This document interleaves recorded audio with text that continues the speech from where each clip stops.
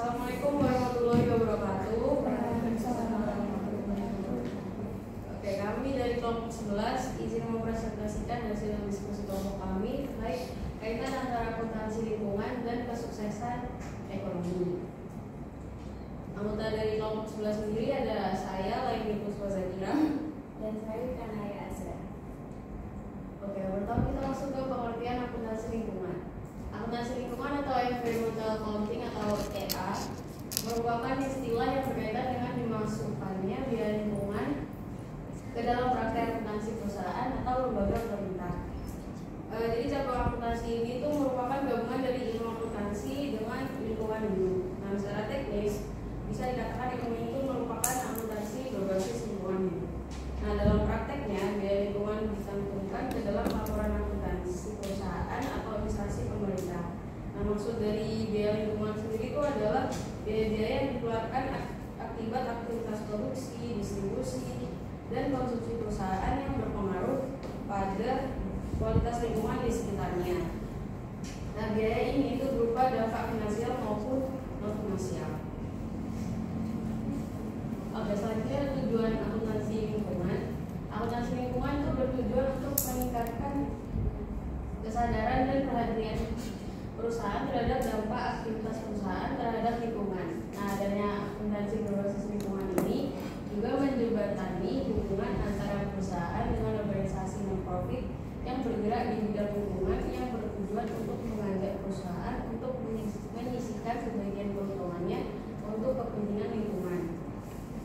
Nah, diantaranya itu bisa dengan upaya konservasi lingkungan, pemberdayaan lingkungan dan masyarakat di sekitar area perusahaan, dan kegiatan-kegiatan lainnya.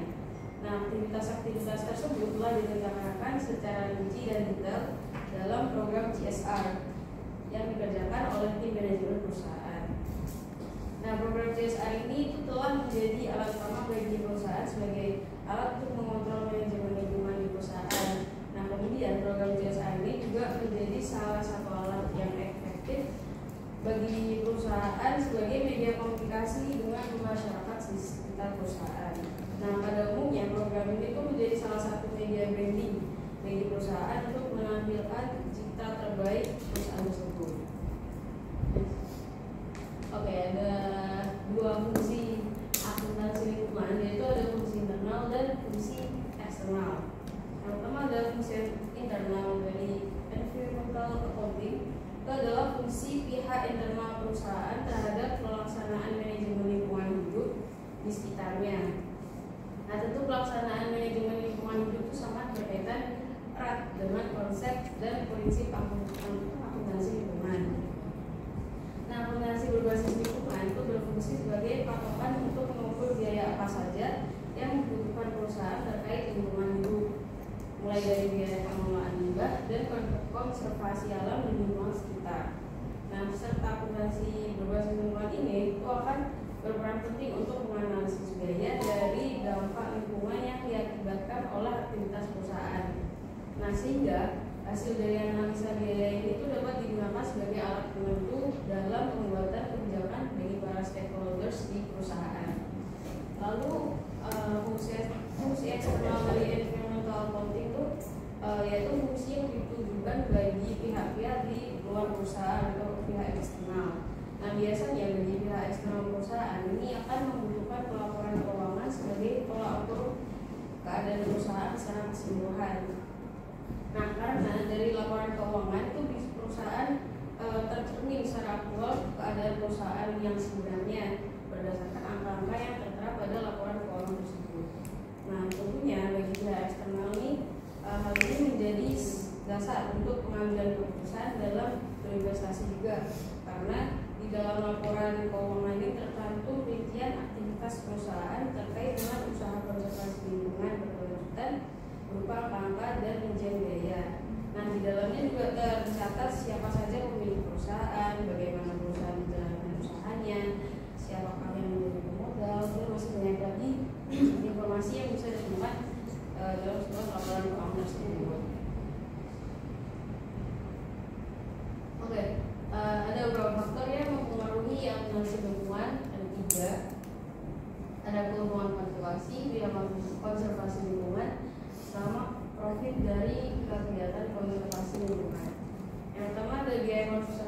lingkungan itu biaya konservasi lingkungan yang diukur menggunakan satuan nilai mata uang. Nah, biaya konservasi lingkungan ini terkait dengan biaya-biaya yang dikeluarkan sebagai salah satu upaya dalam melestarikan lingkungan. Sebagai contohnya, penyediaan kolam limbah ampas tahu oleh perusahaan tahu susu, biaya yang dibutuhkan untuk pembuatan kolam, pengelolaan dan analisis dampak lingkungan serta perawatan kolam penampungan limbah tersebut harus diperhitungkan juga. Lalu yang kedua, ada keuntungan dari upaya konservasi alam di sekitar area perusahaan yang diukur dengan satuan fisik. Nah, sebagai contohnya itu jumlah limbah yang diolah secara mandiri sebesar beberapa kilogram, dan alternatif limbah tersebut dapat digunakan sebagai bioenergi yang menghasilkan tenaga besar berupa kilojoule. Nah, hal-hal yang dapat dihitung dengan satuan fisik merupakan keuntungan kegiatan konservasi yang dilakukan oleh perusahaan. Dan yang ketiga adalah profit dari kegiatan konservasi lingkungan yang dapat dihitung menggunakan satuan nilai mata uang. Biasanya hal ini merupakan efek dari kegiatan konservasi yang telah dilakukan. Secara tidak langsung, kegiatan konservasi yang dipublikasikan merupakan salah satu senjata untuk melakukan promosi yang dipublikasikan dan menguatkan citra perusahaan sebagai perusahaan yang ramah lingkungan. Nah, sehingga masyarakat akan tertarik dan secara tak langsung mereka akan membeli produk perusahaan sebagai salah satu wujud kontribusi dalam menyelamatkan lingkungan seperti yang sudah tersiar di media.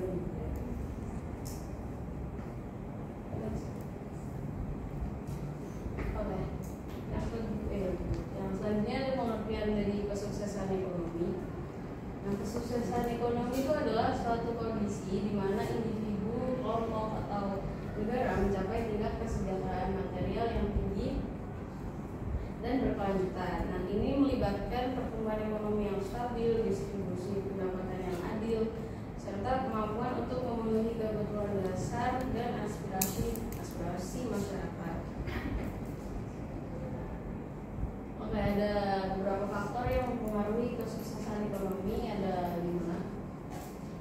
Ada sumber daya alam, sumber daya manusia, teknologi, lembaga, dan kebijakan pemerintah. Yang pertama adalah sumber daya alam. Jadi ketersediaan dan pemanfaatan sumber daya alam kayak minyak, gas, mineral, dan lahan pertanian secara efektif itu dapat mendorong pertumbuhan ekonomi. Lalu ada sumber daya manusia.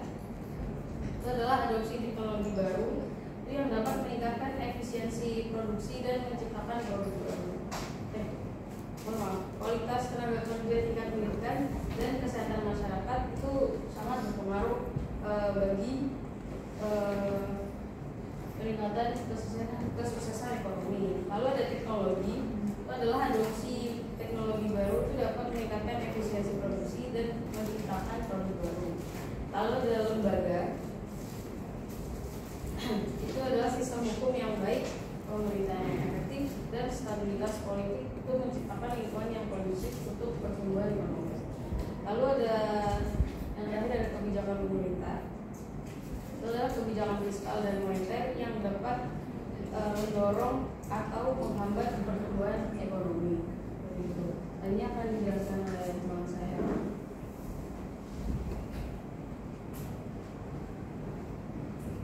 Selanjutnya terdapat tantangan dalam kesuksesan ekonomi. Yang pertama ada kemiskinan, ketidakmampuan sebagai bermasyarakat untuk memenuhi kebutuhan dasar.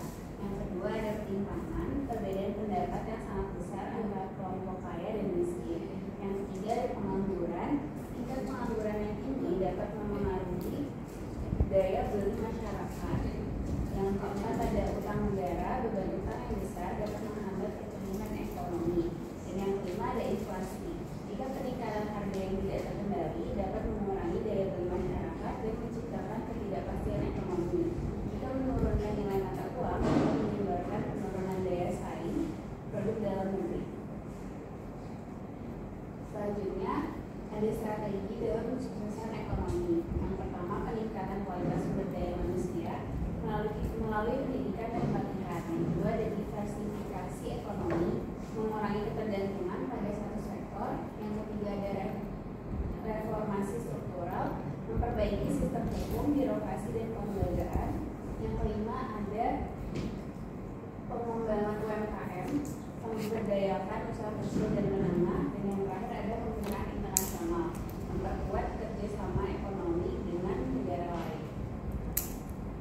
Selanjutnya, keterkaitan antara akuntansi lingkungan dan kesuksesan ekonomi. Akuntansi lingkungan berfungsi sebagai alat untuk mengelola dan melaporkan dampak lingkungan dari aktivitas bisnis yang pada gilirannya dapat memengaruhi kinerja ekonomi perusahaan. Berikut ini ada beberapa poin utama yang menjaga lingkungan. Yang pertama, ada pengelolaan biaya lingkungan.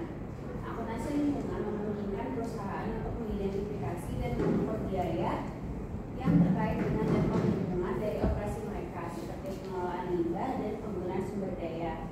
Dengan memahami biaya ini, perusahaan dapat mengambil langkah untuk mengurangi pengeluaran yang tidak perlu dan meningkatkan efisiensi operasional. Yang kedua, ada reputasi dan citra. Perusahaan yang menerapkan akuntansi lingkungan dan menunjukkan komitmen terhadap keberlanjutan cenderung mendapatkan citra positif di mata publik dan pemangku kepentingan. Ini dapat menarik pelanggan yang lebih peduli terhadap isu lingkungan sehingga meningkatkan penjualan dan masa pasar. Yang ketiga, ada kepatuhan regulasi. Dengan menerapkan akuntansi lingkungan, perusahaan dapat memastikan bahwa mereka mematuhi peraturan lingkungan yang berlaku. Yang keempat, ada pengambilan keputusan yang lebih baik. Akuntansi lingkungan menyediakan informasi yang relevan untuk pengambilan keputusan manajerial. Yang terakhir, ada kinerja keuangan yang berkelanjutan. Dengan mengintegrasikan akuntansi lingkungan ke dalam sistem manajemen, perusahaan dapat meningkatkan kinerja lingkungan dan pada saat yang sama kinerja keuangan. Ini menciptakan siklus positif di mana pengelolaan lingkungan yang baik berkontribusi pada keberlanjutan ekonomi perusahaan. Selanjutnya terdapat tantangannya. Yang pertama, pengukuran biaya lingkungan. Salah satu tantangan utamanya adalah kesulitan mengukur biaya lingkungan secara akurat. Biaya yang terkait dengan dampak lingkungan seringkali bersifat tidak langsung dan sulit untuk diidentifikasi. Misalnya biaya untuk pembersihan polusi atau dampak kesehatan jangka panjang akibat pencemaran yang tidak selalu terlihat dalam laporan keuangan tradisional. Yang kedua, kurangnya standar dan pedoman yang konsisten. Meskipun beberapa pedoman akuntansi lingkungan telah dikembangkan, masih terdapat kekurangan dalam standar yang konsisten dan diakui secara luas. Yang ketiga, ada resistensi terhadap perubahan. Banyak perusahaan, terutama yang kecil, mungkin menunjukkan resistensi terhadap penerapan akuntansi lingkungan karena anggapan bahwa hal tersebut akan menambah beban biaya dan kompleksitas operasional. Yang keempat, ada integrasi dan sistem akuntansi yang ada. Mengintegrasikan akuntansi lingkungan ke dalam sistem akuntansi yang ada bisa menjadi tantangan. Perusahaan harus menyesuaikan proses dan sistem yang sudah ada untuk mencakup elemen-elemen lingkungan yang memerlukan investasi waktu dan sumber daya. Yang kelima, ada kesadaran dan pendidikan. Kesadaran dan pendidikan penting tentang pentingnya akuntansi lingkungan di kalangan manajemen dan karyawan. Tanpa pemahaman yang memadai tentang bagaimana akuntansi lingkungan dapat berkontribusi pada kesuksesan ekonomi, perusahaan mungkin tidak melihat nilai dalam penerapan konsep ini. Dan yang terakhir, ada perubahan regulasi dan kebijakan. Perubahan dalam regulasi lingkungan dapat menjadi tantangan. Perusahaan harus terus-menerus menyesuaikan praktik akuntansi lingkungan mereka sesuai dengan perubahan kebijakan pemerintah dan regulasi yang mungkin memengaruhi biaya dan laporan lingkungan.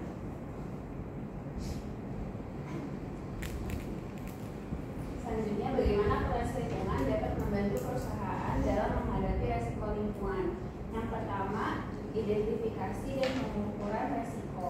Akuntansi lingkungan memungkinkan perusahaan mengidentifikasi dan mengukur resiko lingkungan yang mungkin dihadapi.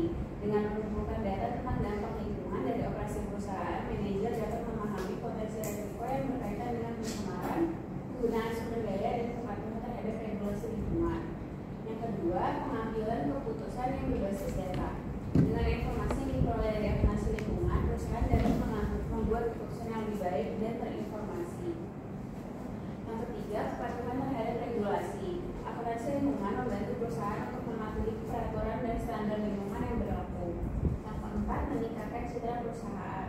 Perusahaan yang transparan dalam laporan lingkungan mereka dan menunjukkan komitmen terhadap keberlanjutan cenderung memiliki citra yang lebih baik di mata publik. Yang kelima, ada meningkatkan efisiensi. Dengan menerapkan praktik akuntansi lingkungan, perusahaan dapat mengidentifikasi area di mana mereka dapat mengurangi biaya dan meningkatkan efisiensi. Dan yang terakhir, respon terhadap perubahan pasar. Akuntansi lingkungan juga memungkinkan perusahaan untuk lebih responsif terhadap perubahan tren pasar yang berkaitan dengan keberlanjutan. keseluruhan, akuntansi lingkungan berfungsi sebagai jembatan antara tanggung jawab lingkungan dan kesuksesan ekonomi. Dengan mengelola dampak lingkungan secara efektif, perusahaan tidak hanya berkontribusi pada keberlanjutan lingkungan, tetapi juga meningkatkan kinerja ekonomi mereka. Implementasi akuntansi lingkungan yang baik dapat menjadi faktor kunci dalam mencapai kesuksesan jangka panjang perusahaan. Berikut ini video pemaparan terkait presentasi kami. It was really useful for me.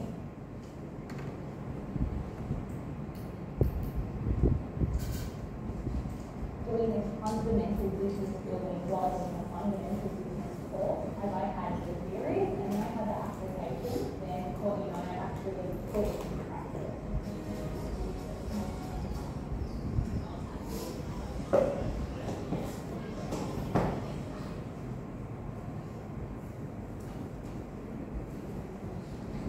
In recent years, there's been increased emphasis on the need for businesses to consider the environmental impact of decisions that they make. Organizations need to recognize that awareness of the environment is not optional, but instead is important for long-term survival and growth. Indeed, environmental management accounting has become increasingly topical. There are increased legal and regulatory requirements relating to environmental management. Financial penalties exist for non-compliance. Ethically, companies should be seen to be aware and care about how their activities, such as manufacturing, for example, impact the environment. There is increased need to manage the risk and potential impact of environmental disasters. In order to maintain a positive public image and a strong brand, companies need to demonstrate effective environmental management. Environmental costs are becoming increasingly significant, thus impacting a company's financial performance. Hence, for all of these reasons, organizations are becoming more cognizant of the environment and how it can impact on the success of their business. Environmental costs can generally be split into two categories. Internal costs. This refers to costs that directly impact on the profit or loss account of the company. Examples include water disposal and waste disposal costs, financial penalties or increased taxes paid due to poor environmental management record, costs incurred in upgrading production processes to ensure compliance with regulations, costs of securing a license or permit, which allows the company to give off a certain level of carbon emissions. Also, external costs. These costs are not borne by the company, which is responsible for their origin, but instead the costs are imposed on society.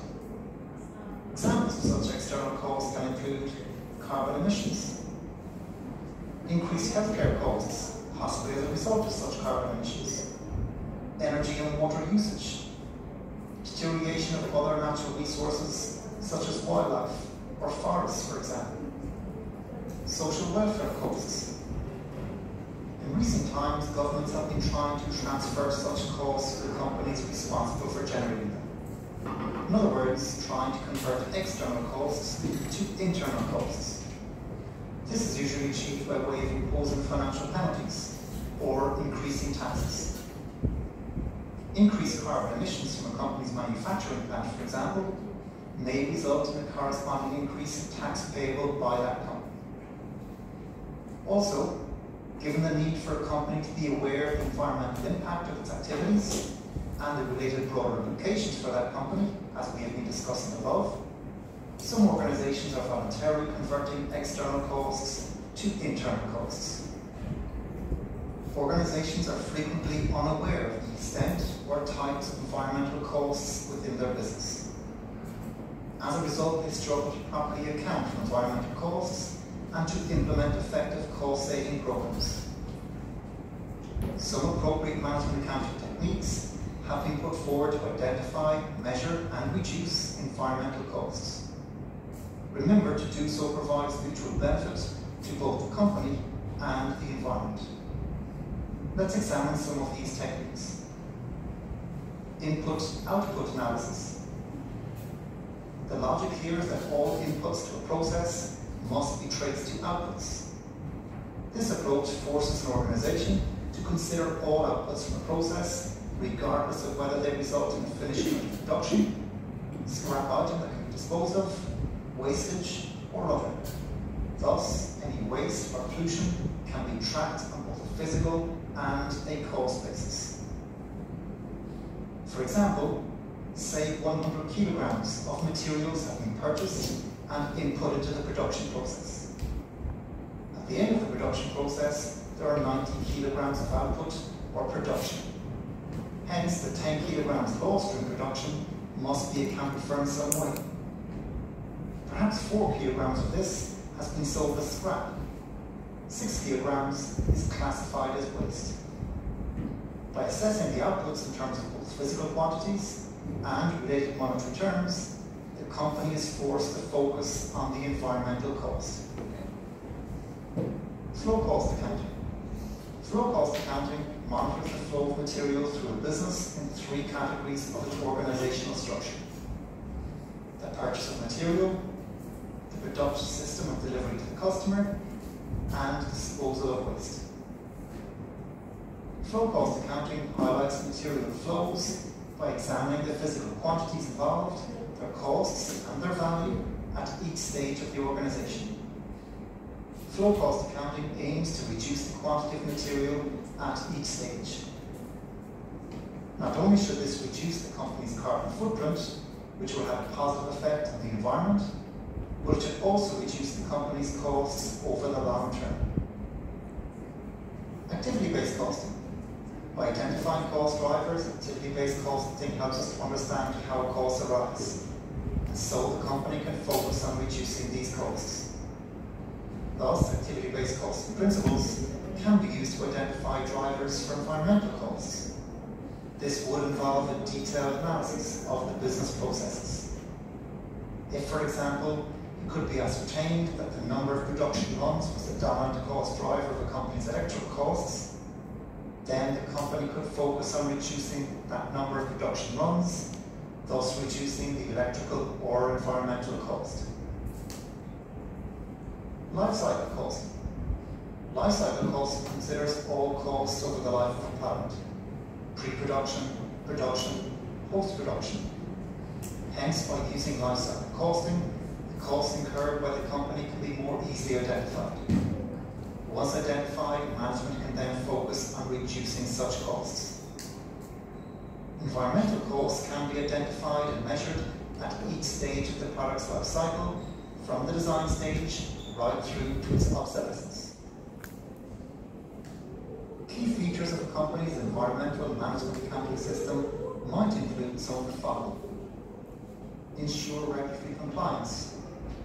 This might include monitoring waste levels to ensure they are not exceeded, or ensuring staff receive a standard level of training.